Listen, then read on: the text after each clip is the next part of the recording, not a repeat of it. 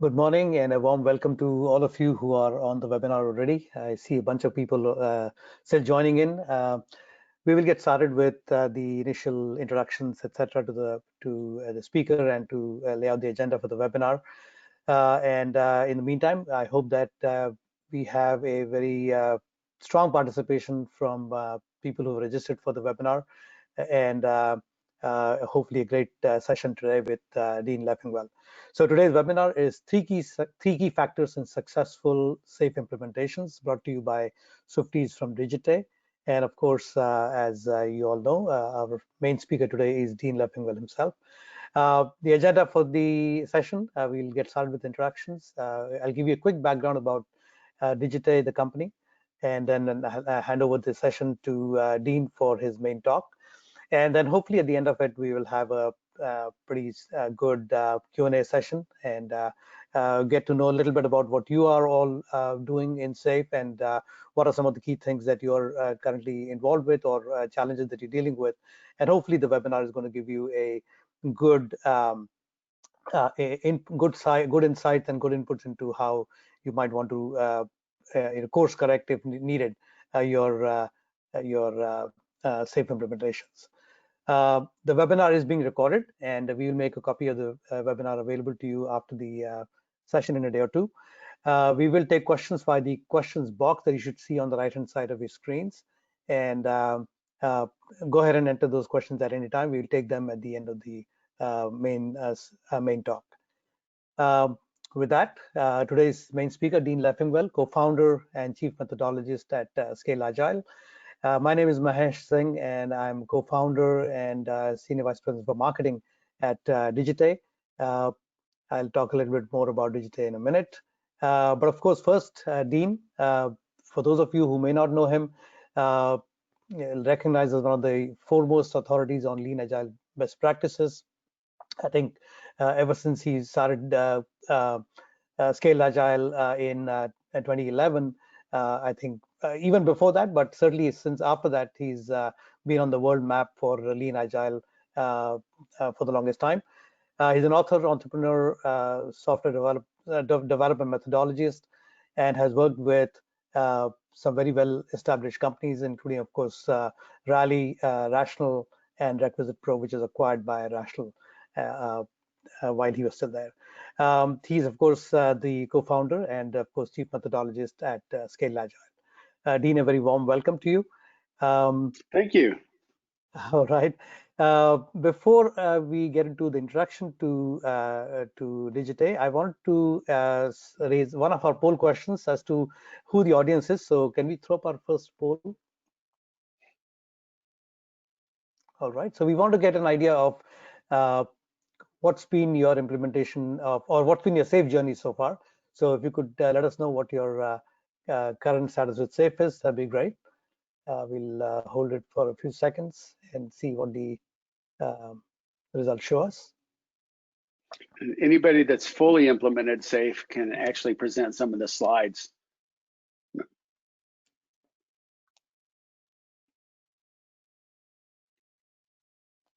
All right, looks like we have the results. Okay, let's show the results. All right, so cool. Dean, there you go. So you have an idea. Yep, we got a mix. Yep. All right. So at least about 55% of people who are already implementing SAFE, another 35% who are about to. So there you go. All right, and then those who don't have any plans, maybe you will change your mind after the session. So let's go forward. All right, we can take that away. So just a quick word about Digite. We have been a application lifecycle management and a project management tooling company, been around since 2002. So we've been around for a long time. We are headquartered in Cupertino, California, which is where I'm based. And we have offices around the world, in Americas, UK, and in India. Nearly 1 million users of our products around the world. And of course, we cover Lean, Kanban, Agile, LM, Scale Agile, and project portfolio management with Swifties, where EASE, by the way, stands for Enterprise Agility with SAFE. And so it's built for safe, lean visual safe tool. Um, just a quick introduction to what we do with our Swifties product. So firstly, we provide full support to all levels of safe as an out-of-the-box configuration. So depending on what level of safe you're running, you can pretty much decide what level you want to start with and then expand as you go. We provide full support for safe 4.5 and 5.0 templates. Um, we have a completely visual way in which you model your work and build your work hierarchy and the work decomposition, and that lets you basically configure the way configure your Swifties instance exactly the way that you want to work with, and the way that you currently plan your work and you execute your work, and all of that data from in the hierarchy gets rolled up to the top levels for you to get full visibility of your safe instance. So many of our customers use us because they want that portfolio level and sort of large solution level visibility across all the work that their arts and teams are doing. Uh, One of the very popular features in our product is the dependency board or the program board that lets distributed teams work with, building their dependencies during the PI planning session very easily and seamlessly, and be able to understand exactly what the challenges might be during the course of a PI and the various sprints, and resolve those dependencies as they're working during the PI planning session, and do it simultaneously. Um, we provide for a lot of insights into your art analytics in terms of a performance of your work at the art and the individual team levels, and from the PI to the sprint level. And in addition, what we do is one of the things that Dean is going to talk about in terms of the key success factors is how do you follow the roadmap.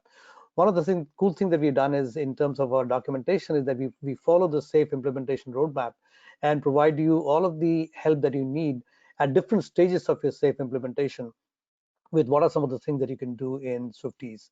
So as you can see here, that as you sort of move from one stage of the safe implementation to the next, you also get appropriate help in terms of the tooling that you're using with Swifties.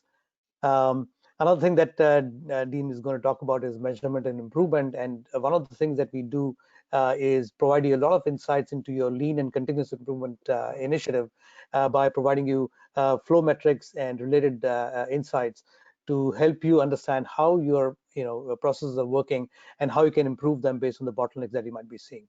So if you're focused on that and would like to learn more about it, we invite you to take a closer look at it.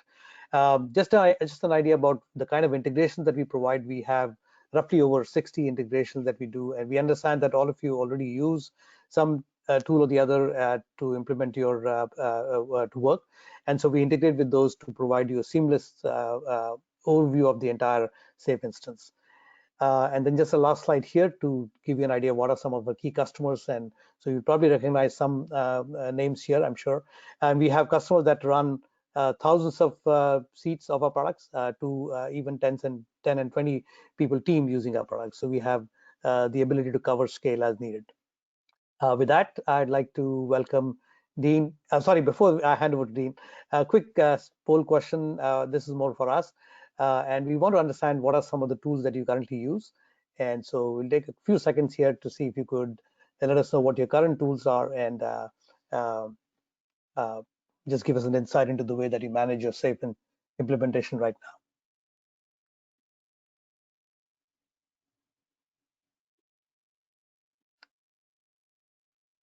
Right, we give a couple of more seconds here, and okay, let's have the results.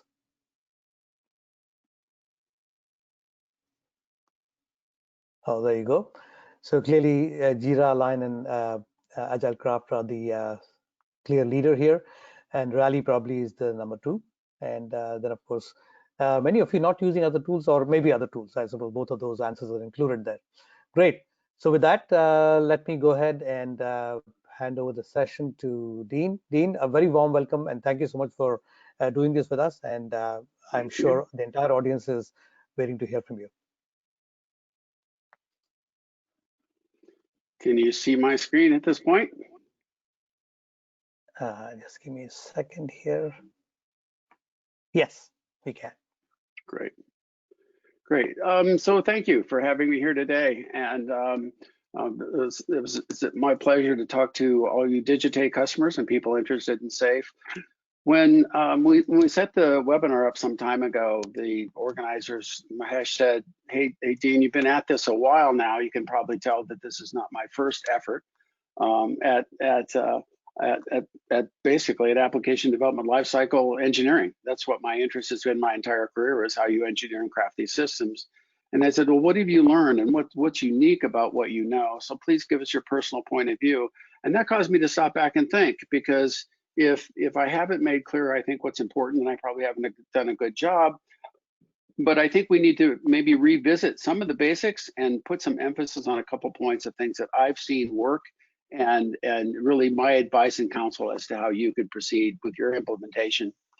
But first we need to set the stage with the why. And as you know, SAFE is built on the shoulder of giants, from Deming through the manifesto people, through Gene Kim and Nick Kirsten, through Ward and Leiker and the whole lean body of knowledge.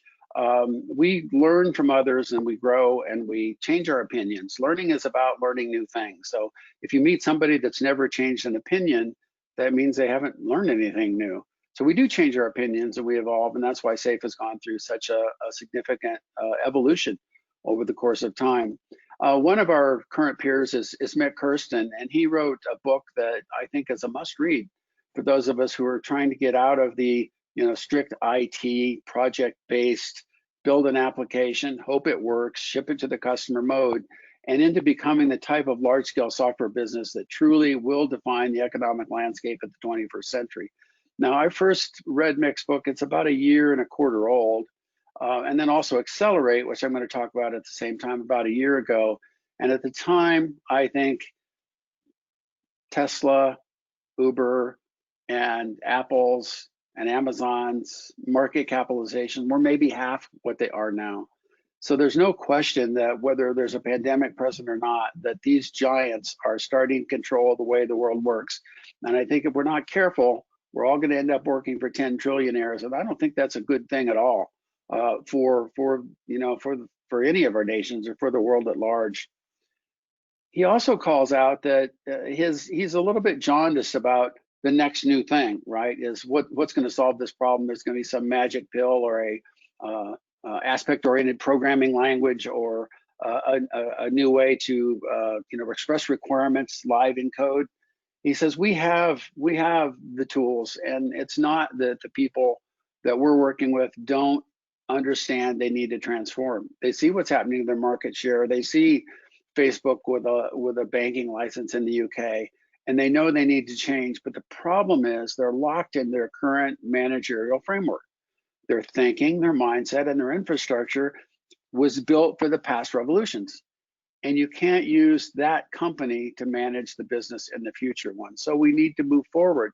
But what do we do? John Cotter, the noted Harvard Business Review researcher, again, one of the people I like, he wrote a lot of books, and my iceberg is melting, the little book about the penguin, to talk about organizational change management. And I'd say the sweet spot of his book is his book called Leading Change. And in that book, he laid out a step-by-step process for change. In this later book, Accelerate, he said, well, what are you changing to? So this isn't a random walk through different ways that you might be organized. You need to figure out how to make what you're doing that does work continue to work, but you also need to introduce what he called a dual operating system. And between Mick's book and the notion of project to product and this book, I had insights about that I hadn't had before that really supported my empirical observation is, yes, this is different. And no, we don't throw away the hierarchy and just start over and fire all the managers and hope everybody's agile and implement a holacracy and throw away our business cards. That doesn't really work. We still have to hire people and retain people and operate within the laws of the land. He talks about the journey of most companies, and it was so reflective of my journey. You see me here sitting in the same office I started the business in now 9-10 years ago. And at that time, we were a small, very innovative company, and we still are. But as we grew, we added some stability. We added an organizational structure, and we really need that. I just had a discussion with our CEO about some of the things we're doing in our people operations. Well, the network on the right is organized around the customer. It's organized around value delivery. The hierarchy on the left is organized for different things. And we may think of hierarchy as bad, it's bureaucratic. That's where people get paid. That's where budgets come through. That's where you operate in accordance with the laws of the land. That's where you have the resources you need to open a legal business in the UK or in China and employ people there and make sure that you operate in accordance with the rules for employment.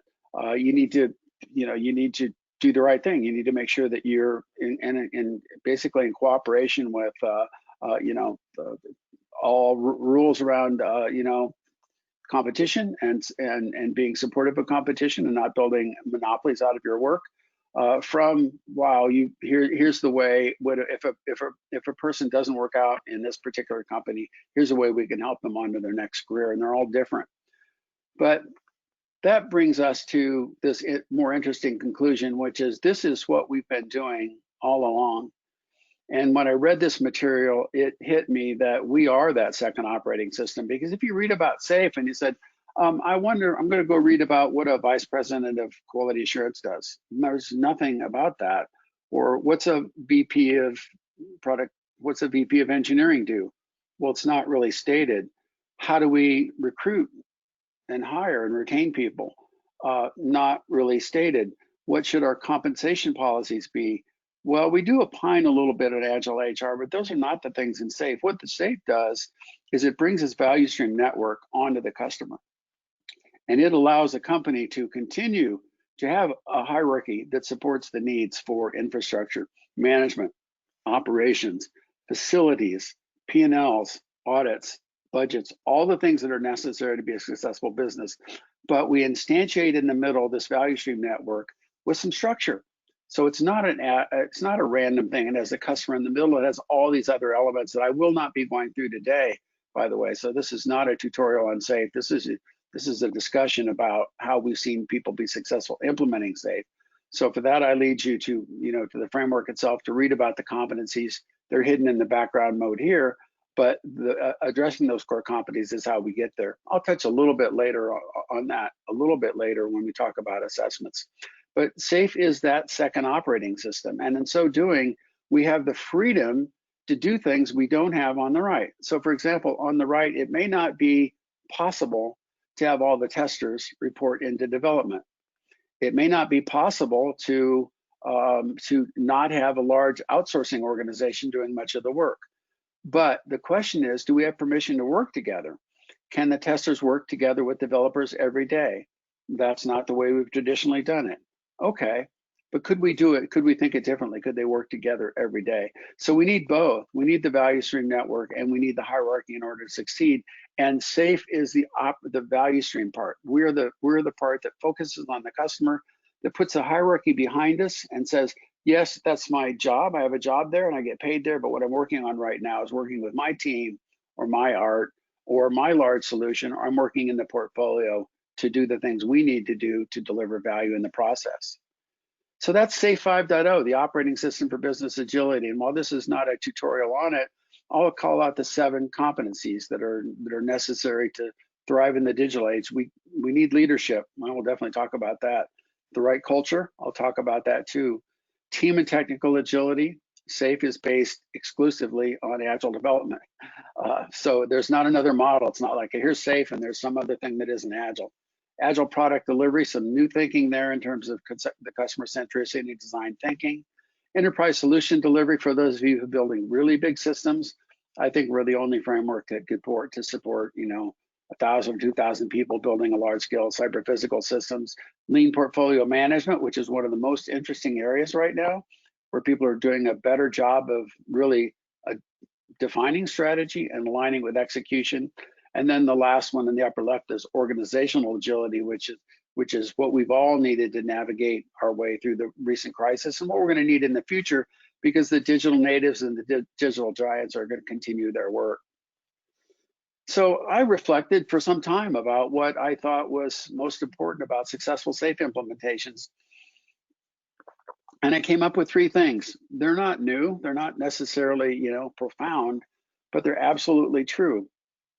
The first one is the starting and the ending point, and the point that we always come back to, which is, are our leaders leading?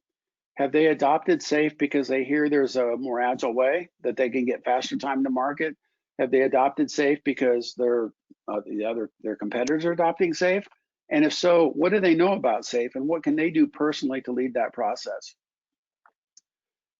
One of our heroes is Deming, and if you want a really interesting read and you want to know, gosh, the roots and the principles of improving quality and service and systems thinking, pick up Deming's book, Out of the Crisis. And I read in there this one quote, and these were not stitched together in the book. It said, "It is not enough that management commit themselves to quality and productivity." What manager isn't committed to that? What executive doesn't say, yes, we're going to improve quality and productivity, but they must know what it is they must do. And while we're very much in favor of decentralized decision making, and we like to delegate authority, this responsibility cannot be delegated. And there's a vignette in that book that talks about how the fact that one VP of quality talked to another one who had an extraordinary track record. The first VP said, "Could I visit your factory and learn your quality secrets?" And the other VP said, "Yes, you can, but if you can't come, send no one." So as an alert, if you are a manager and you're not quite on board with this, or you've delegated this authority, or if you see proxies for leaders and managers saying our leader doesn't have time to really do this, you probably would be concerned about that, and you would start thinking about what it takes to bring them on board down this path. And leaders lead. I was in a mildly contentious is probably too strong a word, discussion with a group of executives of one of the world's most successful financial service companies as they approached the border of lean and agile development. And I was brought in as an outside agent, a change agent, if you will. And they looked at me a little bit askance, because what could this person who doesn't know anything about our business be able to teach us about how to better run the business? Well, my ego doesn't go there, and I don't suffer from hubris in that regard. So I started by saying, it's pretty amazing what you've done here. And by the way, these are tenured executives. These are people, we had dinner that night, that most of them had been there 20 years. These people know what they're doing. But I asked them a question. I said, who taught this organization the current way of working? And they said, well, of course we did. We're the leaders. I said, if there's a new way of working at hand, who will teach that? It was a slightly awkward moment as they considered the fact that I just challenged them to say, you have to teach this, and indeed you do. Well, they accepted that challenge, and they said, we get that. So what do we need to do to prepare ourselves for that? I'm going to talk only a little bit about that process, but absolutely key. And if we look at that core competency, the lean agile leadership competency, and we talk about the things we need to do there, mindset and principles, we'll talk a little bit more, different core values, leading by example is probably the most critical item of all. So when I talk about lean and agile at scale and I'm a leader, do I shoot the messenger if a mistake has been made? Do I allow experimentation? Do I allow people to make mistakes and grow? Do I act with emotional intelligence? Do I behave in such a way that says, this is a challenging situation, I'm now being asked to be a lean leader and to get above my personal reaction to this? Do I exhibit lifelong learning? Am I growing others? And am I exhibiting decentralized decision making? So there's lots of content and meat behind these bullets, but these are the highlights that says this is what this looks like. And over on the lower right, you see that this leader is also going to lead change. So consequently, this is not a random event. We're going to take the specific responsibility for leading the charge. We're going to do that by being authentic and exhibiting emotional intelligence, and we are going to adopt and exhibit this mindset. Not a simple thing for people that have been trained in other patterns and other behaviors. And as you know, there's two bodies of work here. There's lean and agile, and we couldn't live without both of them. Lean certainly didn't bring us the understanding of what cross-functional development was like, and agile primarily software markets. And agile doesn't bring us end-to-end systems thinking, about how to make a system that flows value over time. But one of the authors in this space had a quote that I thought was really helpful. And I think this causes us to get off of our fixed notion. The basic tenets of lean challenge many of the aspects of traditional management theory and calls for a mindset that is foreign to most executives. So wake up call. The basic tenets of lean challenge your traditional mindset. We have to move forward for that. We need to make sure we have a growth mindset and that we have the awareness and open to these changes, and we can exhibit the core values, that we can exhibit the lean agile thinking we need and understand and apply and teach. A very interesting thing about lean is that the name, the label for somebody like myself in a lean enterprise would be, the proposal is that I become a lean thinking manager teacher. Awkward grammatically, but how powerful is that? Every leader needs to be a lean thinking manager teacher. That's not standing in the side. That's not attending the room where people are learning lean or agile or learning about the value of PI planning. That's participating for sure. And the house of lean is as rich as agile is, and that's what's unique about lean, which is the foundation is leadership. When we headed down the agile path, I think a lot of folks decided that leadership wasn't leading them well. We'd created processes and practices, rigorous waterfall development, stage gates, and things that really didn't help us. And those folks, Agile Manifesto types, invented a model that didn't honestly need leadership and didn't really think it was a participant in the process. It's bad and it's good. It's good that because it starts to really give you this bottom-up groundswell of activity, but it doesn't scale not to have leaders leading. So when it comes to SAFe, we're adamant about the fact that leaders lead. So if your leaders aren't leading, that's your number one job. Your number one takeaway from this section is if your leaders aren't leading, we need to reach them. Now there's some tools and tricks for that, and I'll show you some things as we go on as to ways to think about the problem. We go through an exercise in class, the leading and implementing class, and many of you have been through that. I see probably half of you have been through that. And we evaluate the manifesto, not this part. This part's honestly not that hard to argue with, but the principles behind the manifesto. And we ask our students, is this old news? It was written in 2001, not a word has been changed. Is it more or less important as we scale lean and agile development? And the conclusion every time is that it's more important. So we can't leave agile behind. If we scale agile, we have to scale agile, not scale some substitute for agile that we like better because whatever reason it gives us more the management infrastructure we need. So our leaders need to lead. And they need to understand and embody the principles. The most important thing in SAFe are these 10 principles. And when you see leaders that understand these and apply systems thinking, we had a discussion today about our own DevOps pipeline and how we've optimized for some things. We didn't really optimize for the full flow through the system. Even though we get it, we didn't really do that. So we didn't really apply systems thinking. And the rest you can see here. Number 6, power packed, product development flow in a single overloaded principle. Last 8 and 9 are about people, how you manage people, and how we decentralize decision. And then number 10, the new one in SAFe.5 is to organize around value. So what are we asking our leaders? We're asking them to understand and lead by example down this path. The second success factor that I came to as I was thinking hard about what worked is the implementation roadmap. And I was a little reluctant some years back to build that, because every organization is truly unique. So when people said there should be a way to implement SAFe that's a bit programmatic, I kind of agreed and I kind of wasn't sure. But we went through the process over the course of a year of creating the implementation roadmap. And we just started writing about the things that had been working in the industry to bring people on board. And you saw this, Manesh showed this slide before. This has evolved, it evolves with current training, and occasionally it gets a new segment, if you will, on this implementation roadmap. Here's the thing, this works. And our experience after having this on the market for about two or 3 years, if you skip any step, you're liable to get in trouble.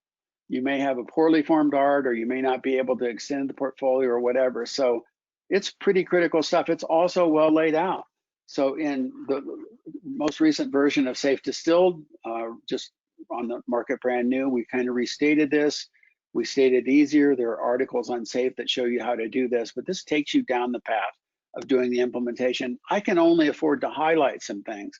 So I'm going to hit every step, but I'm going to highlight some things that I think are unique. Number one, why does this roadmap work? It goes right back to Cotter.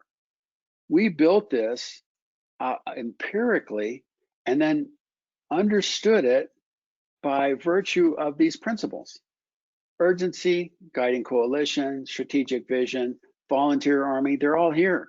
So when we built the roadmap, we had two things. We had a lot of basically, experimental and anecdotal evidence about work, empirical evidence.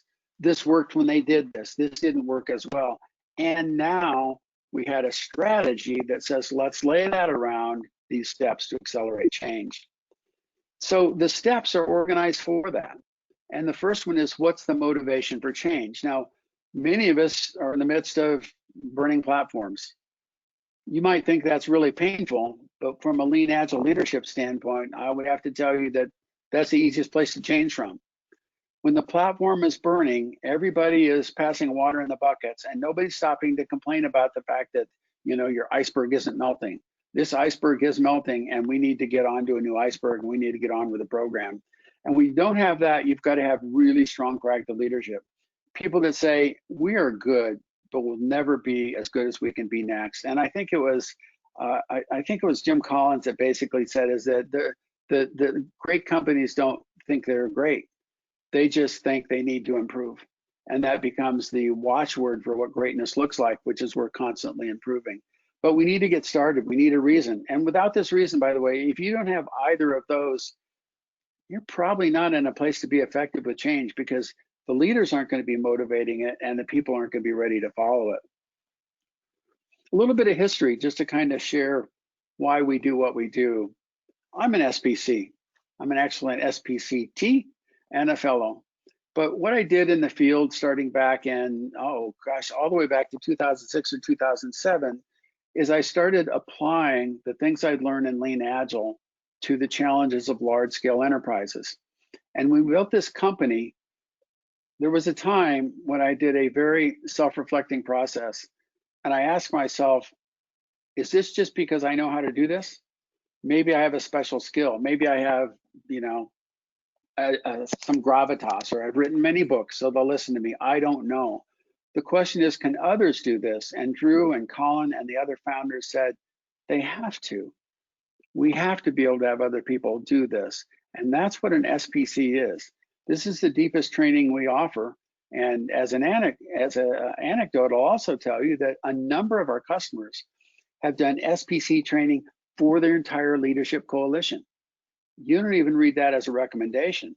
But in one of the world's largest tech businesses, I got to teach that class, and I asked the vice president why he and all of his teammates were taking the SPC class. And he said, because this is the most amount of training you have. And if we're going to adopt this new way of working, I'll be darned if myself and my teams are going to understand less about this than the people that we bring to bear to do the work. So that's really proactive leadership. That's leaders that saying, well, we're going to take all the training we can get. Not, I don't have 2 days to learn something new. I'm going to spend 4 or 5 days and more. I might take the Scrum Master class because I'd like to know how a Scrum Master thinks. So Change Management 101 says, if you expect people to behave differently, you owe them, so your obligation as a leader, to show them what that new way of working is. And you can't get that totally by osmosis. So the SPC program is part of it. And that gives us the franchise we need. So as we go into an enterprise like yours, and I'm sure you're familiar with this model already, I would suspect maybe half of you online here are SPCs. We need to leverage the training model. And now there are definitely outsiders who could teach a great leading safe class, but they don't know your company. And there are many of you who know your company and who have the respect of your leaders who could teach this better inside than I could. So the entire business model was based upon everybody has to be trained, but nobody can afford to bring in outside vendors to train all of their people. So we need to enable SPCs in-house to do this work. Leading Safe was designed for that.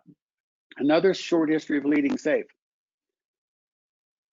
We invented Leading Safe because we were engaged in a long and very painful and largely unsuccessful transformation using Scrum. Now, Scrum didn't fail us. Scrum is still Scrum, but the enterprise was unsuccessful with Scrum, and there are a couple of reasons for that. And in reflecting, one of the reasons was there's no obvious role for manager in Scrum.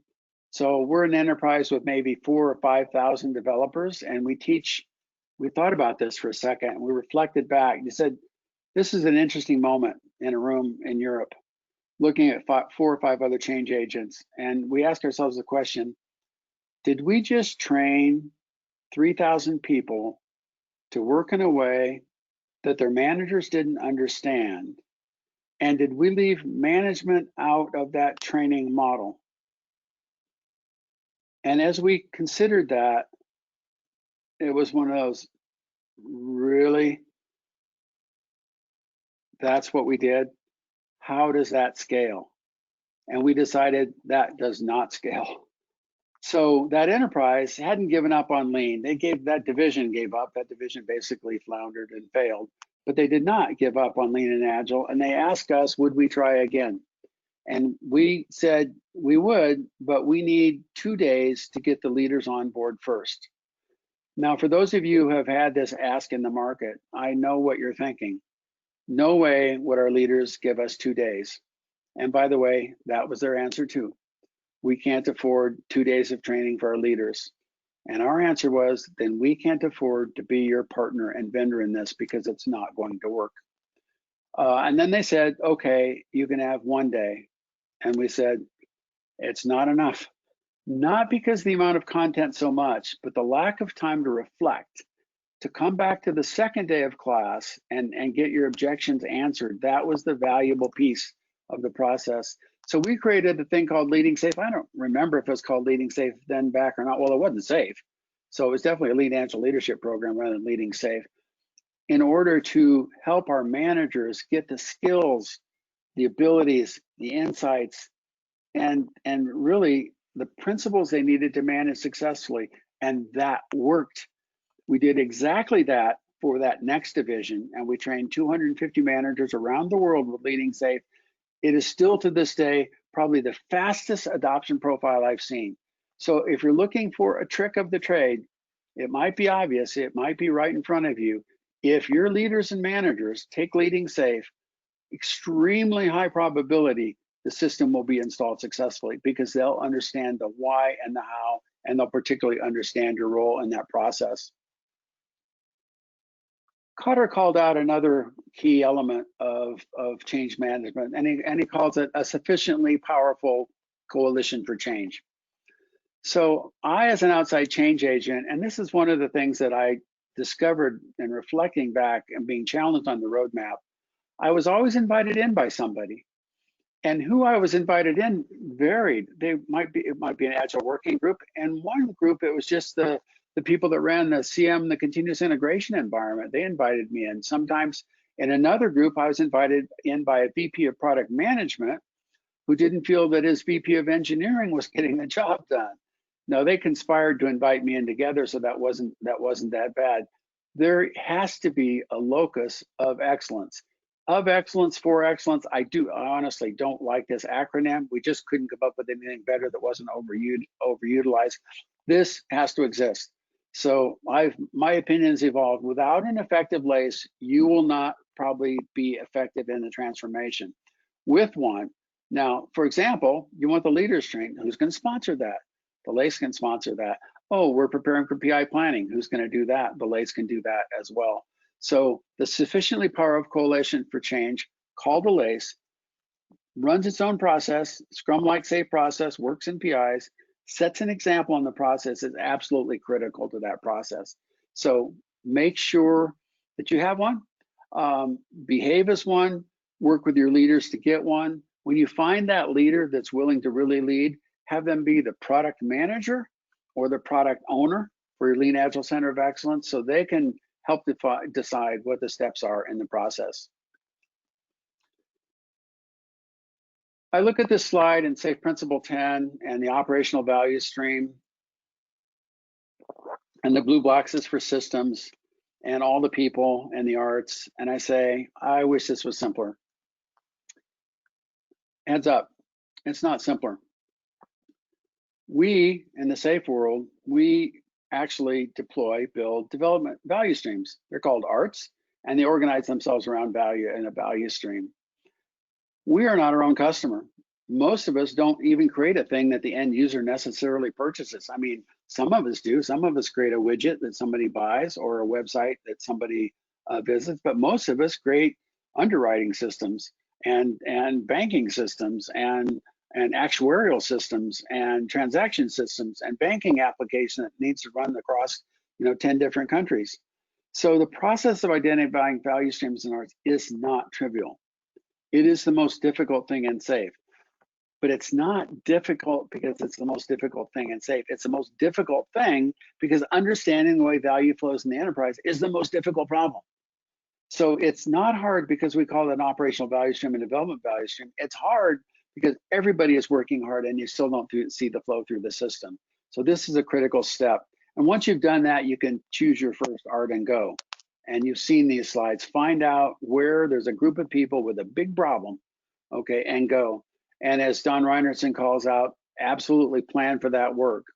Planning is prudent, but be careful. The more detailed we made our plans, the longer our cycle times became. So you just need a rough plan, a couple PI plan, and you're ready to go. And what is an art? It's a team of agile teams. What is the basic functional construct of SAFe? A team of agile teams. What's the subconstruct? An agile team. An agile team of agile team behaves the same way. They plan together, they commit together, they demo together, and they retro together, and we need to do that.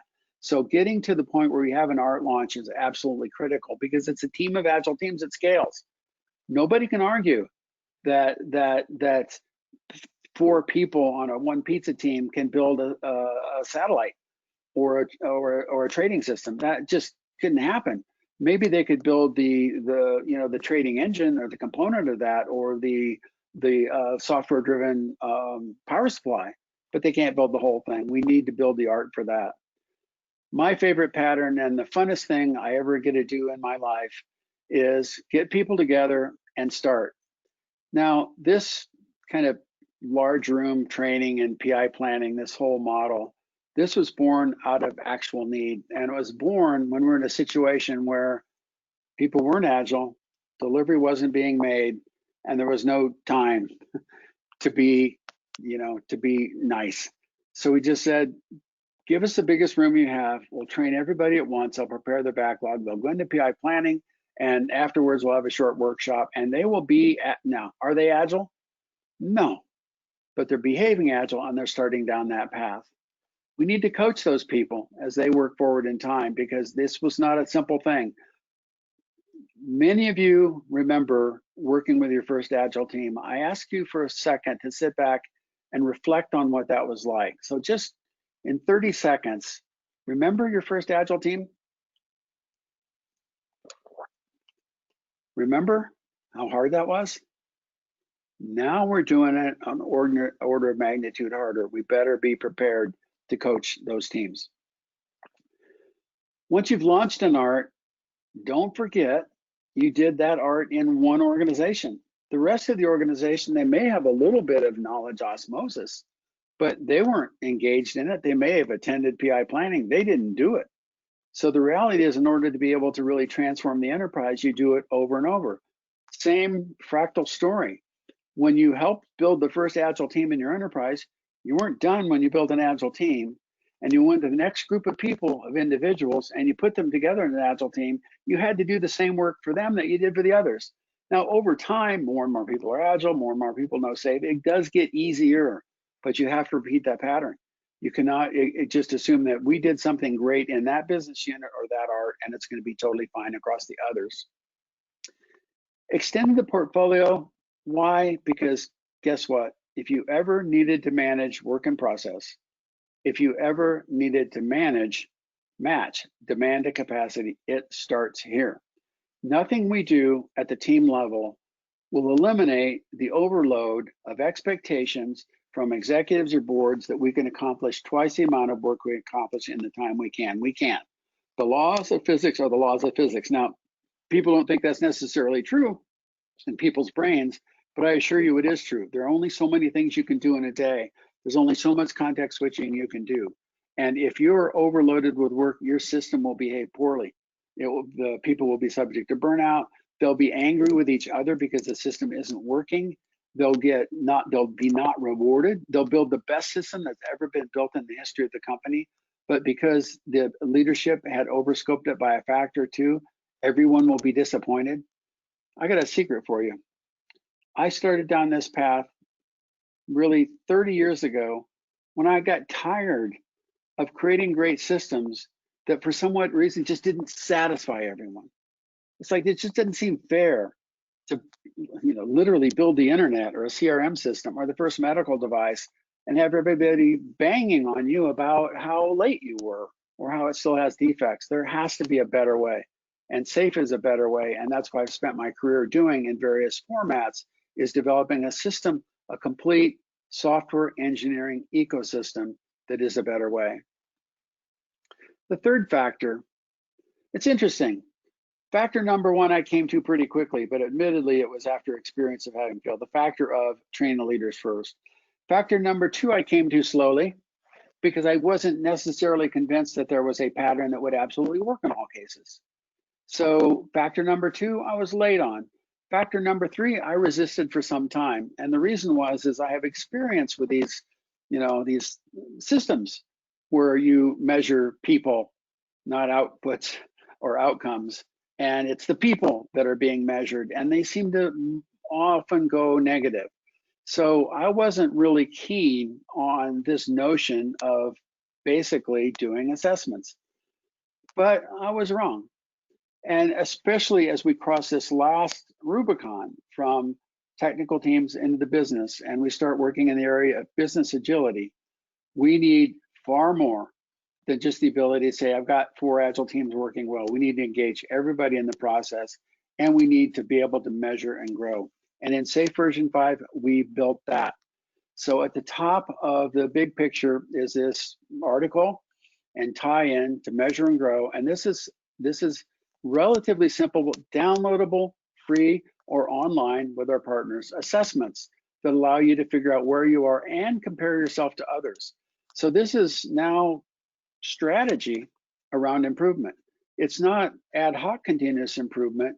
It can be programmatic. You can use the data from your actual study, say, yeah, but this is real data. So we've got a culture that respects the data, and it's not about, oh, I think we're awesome at this. We're going to measure the results objectively, and we're going to focus on the work and honestly, not the people. We're going to focus on flow and process and outcomes.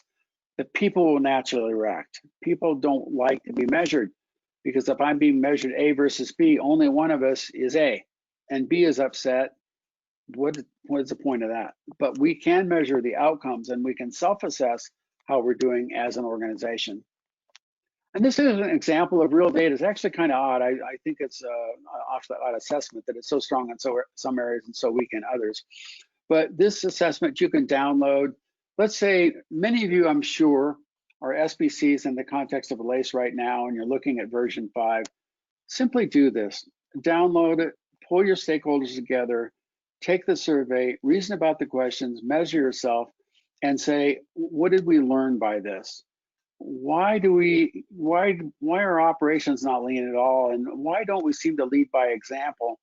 We have leaders that are leading the change, but they're not leading by example. I wonder what that means. Does that mean that that's not really leading the change? Sorry about that. Let's get that problem with the mouse. Is this leader saying change and not exhibiting change? Hard to say, but those discussions are going to happen when you run that assessment and have that conversation. Well, of course, that's great. It says we're good at A and not good at B. Well, what do you want to do about B? Well, this is our obligation now to tell you, and again, this is part of version 5, that says, if you want to improve on something, we've got to give you ideas of what to do. So if I wasn't good at leadership or my leaders weren't engaged, I've got a different example here. Let's just say that I really need to do better. My CD pipeline is struggling, and I've got to be honest here. Our CD pipeline is struggling. We're working on that literally as I speak here. We're working on basically improving our continuous delivery pipeline from the big picture through courseware. You will see those changes, by the way, within a few months of the way we're approaching the market differently from a standpoint of continuous delivery. But so we're working on this, and you might find yourself to a class, for example, would really be helpful, or learn about APM. You might do a better job of BI planning. You might want to just simply read this entire series of articles. You might want to watch a video. This is a video about architecting for DevOps or whatever. These resources all exist, and this forum, if you will, presents the data also on the site. So if you go to the site and look up any competency article, including this one, you can download the assessment and run it, and it will point you to the things that you can do to improve. So it's not a matter of saying we've assessed and we're good at X and bad at Y. It's a matter of saying, I think we would benefit by doing Y better. And this is all built in and live, honestly, only recently. I mean, it seems to me like it's forever ago. The reality is SAFe 5.5 went live in January, and the measure and grow pieces came up about March. So this is really brand new stuff. SAFe is a continually evolving platform, and these things did not exist back in December of last year. So this is a way that we're enhancing and evolving our tools to help you achieve your objectives better. So that got us through the basic presentation on a decent timeline, gives us some time for questions. I know I look forward to that because it's a lot more fun to answer questions from real people with real issues than look at my slides on the screen and talk about them. So with that, I'm going to turn it back to Mahesh and see if we could get a few questions in the last 8 or 9 minutes that we have. Yeah, absolutely. Great, Dean. Firstly, great session. Thank you for that. And again, like you said, it is not new, but it is real, and it comes from real experience from across all the customers that you've seen and companies that you've seen. So very, very valuable. Let me start with a question of my own. But before that, I just want to tell the folks on the webinar, folks, use the questions box on the right-hand side of the screens to ask questions. We already have a number of them. Dean, one of the things that we have seen with our customers is that, and it's a phenomenon that you see with any kind of a improvement initiative, that teams and coaches work with whatever works best for the team. So it's always a combination of take something from Scrum, take something from Kanban, take something from XP, etc., and you build sort of what is your methodology as far as applied to your own team or your organization. Do you see a lot of that happen with SAFe as well? That SAFe principles might get sort of maybe vitiated a little because you pull in things from other not necessarily synchronous bodies of knowledge? Well, so the answer is, I wouldn't say the market is dominated by that. Now, the first example that you gave was honestly kind of why we created SAFe. You could, for example, take a Scrum class, an XP class, and not agree on whether or not you use user stories. The reality is user stories are used really common in Scrum, but they didn't come from Scrum. They're not in the Scrum guide. They were added to XP at a fairly late date. There's a simple example there of not having a common discussion point around the work to be done. That's super awkward. So when you scale that, and let's just say we have a Kanban team. I love Kanban, by the way. My team operates a hybrid. It's a very safe hybrid. We run Scrum, XP, and Kanban, and we run 1 week sprints, even though the organization's on 2 week sprints, because we're a subharmonic multiple. But a Kanban team is basically reacting and responding to their backlog. But it can be, and they've got maybe the cumulative flow diagram, but it's not clear what that planning cycle is. And it's not clear how they integrate with the other teams. So the reality is there's most of the structure SAFe at the art level is about a common way of working and making sure that integration actually happens. And why do we still have iterations in a day of continuous flow? because until you're really, really, really, really, really good, you can't integrate every day. You haven't got the tooling and infrastructure for that. And there are cases where that just isn't feasible. So it's good to have, short iterations and have an IP sprint, because otherwise you never have a chance to think. So we do see people modifying SAFe and adapting it. And 4 years ago, I was called to a company that said SAFe really isn't working for us, and we've made some extensions. And I thought, well, that may not be the problem. And here's what they weren't doing. They weren't doing a system demo. Their RTE was the product manager and the VP of engineering. So you go item by item by item by item, and they say you're using the words, the RTE, but that person is a VP of engineering, and it turns out he's a pretty tough guy. He's also the product manager. So there's no separation concerns. There's no real servant leader RTE, and there's no real product manager. It's the engineering manager telling people to work with like they did before. So I'd honestly caution you about modifying SAFe. And I would say that 9 out of 10 modifications that I've seen are basically back to previous ways of working. They're less effective. Others are not. For example, I didn't invent the notion of what's now called the science fair model of demo. 14 teams are together. Okay, what's SAFe say? One person stands up, presents their plans.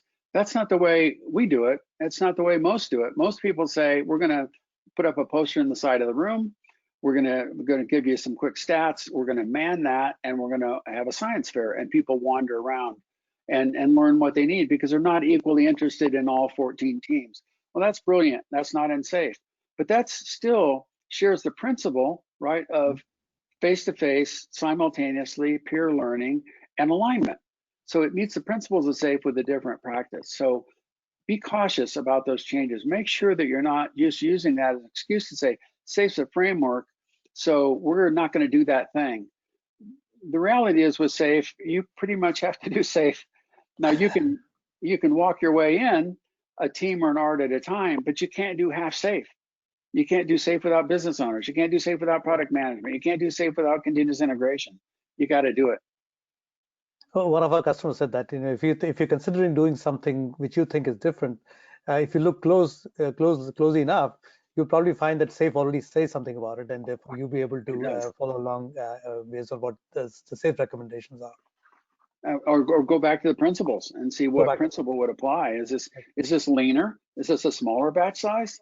Is this more objective evidence, or are we deferring technical debt or risk? Yep.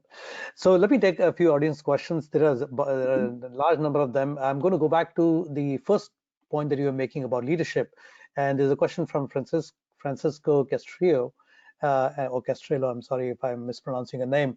What do you recommend to deal with your organization leader being focused only on getting more customers, but not aware of growing his own organization? And so it's a common challenge. Yeah. So the good news is that leader is externally focused. The bad news is they're not working on their system and infrastructure. So when you take a systems view of that leader, you'd say it's great that acquiring customers is a goal. We want to do that, but we need to keep them as well. In order to do that, we have to work on our infrastructure. That's one of the reasons that we invented enablers in SAFe, to make sure that we always have enablers at work. And some of those enablers right now, our enablers are really around organizational development. Oftentimes they're around, well, we can't demo A or B or whatever. So enablers are a language that you can use to help that and say, we need to enable that operation. So a systems view should address that. Again, if they've taken leading SAFe and maybe they didn't get it, some more coaching. If they haven't taken leading SAFe, we got to coach them to that. And I think in all these areas, we have to worry about batch size. We're not going to take somebody that's been doing waterfall development 30 years, give them a 2-day leading SAFe class, and then the next day they know everything they need to do differently, right? They're going to tend to try and regress. So we have to have some patience in that process and have some empathy for the amount of change that our leaders are going through. Absolutely. There are a couple of questions that are coming about, given the current conditions of the pandemic, do you see the big room planning and other aspects of SAFe being practiced, and what are some of the tips around how do you do this in a distributed manner or a remote with remote Okay. teams? So the answer is absolutely. People are still developing systems even in the midst of the pandemic. So we have a really rich repository. We have multiple articles. We have a guidance article. All the courses have been remote enabled. The PI planning toolkit is remote enabled. We've got our collaboration platform that supports it. So we directly support, just reach out to any SBC or to support for a tip. We directly support distributed PI planning. We do it ourselves. We've been quite successful at it. Surprisingly, some people like it better. Personally, I don't, because I miss working with my teammates, but there's no question it can be efficient, and there's no question you can achieve the goal. The goal is alignment. So working in a distributed environment now, part of this is admitting what is always true. Rarely was it the case that an enterprise had, 180 people that got together, 4 times a year face to face. It did happen. I've seen it happen, but more likely the people in Mumbai stayed in Mumbai and they planned simultaneously, and the people in Atlanta couldn't come, or the people in Serbia weren't there. So we've been doing distributed planning all along. It's just nobody really wanted to fess up to it until COVID. And that's like, well, now we're fully distributed. So we've modified the tools, the guidance articles. If you read PI planning, it talks about that. It points you to distributed PI planning. Tons of content on SAFE about operating in this distributed world. And I'm going to just give a quick plug here that if you're looking for tools to use, which are, of course, exactly facilitating you to do that, which is tools like Softies, which help you work with remote teams and distributed teams. There are another, just a large number of questions, and we're kind of at the end of our time. But Dean, I want to ask you a couple of quick questions, if you don't mind. The first one is, this is from Sujitha Larry, who's my colleague, and Digite runs our engineering and product operations. How does the team collect the data for building the information radiator that he showed? And I think he's referring to the spider chart that he showed. It would seem that different people from different functions will have different insights. So averaging might not work. Agreed. So what you're engaging in is a process of gaining input. So you might sit down and do a quick walkthrough as a LACE and say, I think we're here, but you get the right people together. And also you can do it team by team or division by division. So the questions basically imply an issue. So for example, one of the teams one of the questions in the Agile team area is, do we practice collective ownership? That's a really interesting question. And my team had a wide variety of opinions on that. The most valuable thing was the discussion. We still remember that and go, well, kind of collective ownership, kind of not, kind of okay. So the act of taking the assessment is not just a matter of yes or no. It's a matter of, well, what would we do different about that, or what do we mean by that? So when you read the assessment articles, and by the way, there's a toolkit, there's a measure and grow toolkit that takes you through the facilitated process of how to run a good assessment. This is not just checkbox, check, check, check, check. This is getting the right people together to have the right either collaborative forum to decide or a collaborative forum to review results and take action. So it's a science. This is real science of collecting real empirical data from real people and having that data be objective and meaningful. Not a trivial thing, but it's also something, I think every Agilist has been involved in assessing their prowess at one time or another. Right. Great. Dean, we are kind of past the top of the hour, so I think we have to wind up here. I'd like to thank you so much for doing this session with us. Any last parting comments for the audience? Yeah, you got to go bold. Life is short. Figure out what matters and just go do it. All right. Go bold or go home. Go bold. All right, great. Okay. I'd like to thank everybody on the webinar today. Thank you so much for the participation. Thank you for all the questions. We will make sure that Dean gets all the questions that were asked today, and make sure to connect with us. I'm going to quickly share my slide here so that I can share the contact information for Dean and for us. Just give me a second here. And for any follow-up that you would like to have with us or with Dean, feel free to connect with us. And also, Dean, I'll make sure that you get the questions so that if there's anything that you'd like to connect with people directly, I request you to do that. Yeah. Or if you wanted to publish the answers, we could create a quick Word document you could distribute to the attendees so that if they didn't get their question answered online, they could get it offline. That's a great idea. We could do that share with the entire audience. And Yep. once again, thank you, and thanks all Thank for you. the webinar today. Yeah, perfect. I appreciate the Have a great rest opportunity. of the day. Thank you, See you dear. too. Bye. Take care. Bye bye.